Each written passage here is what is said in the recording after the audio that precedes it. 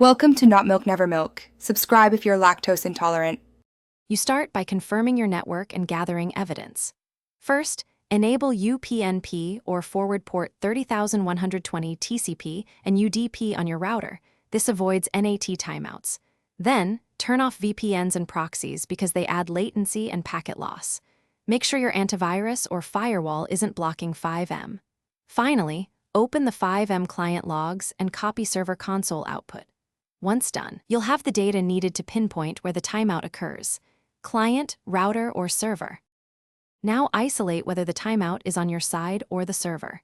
You should attempt a local LAN connect using the server's private IP.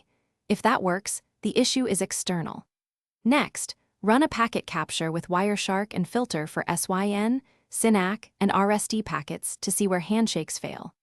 Also reboot your modem and router to clear stateful firewall entries and try connecting from a different device on the same network. These steps reveal ISP or NAT tracking problems. Finally, apply the fix based on what you found. If NAT is dropping connections, configure a static port mapping or place the server machine in DMZ. This prevents ephemeral port timeouts. Reduce router UDP timeout or enable co-S prioritizing port 30120 to keep packets flowing. After changes, restart both server and client and attempt connection while watching logs. If it still times out, send the captured logs and packet traces to your host or server admin for deeper inspection.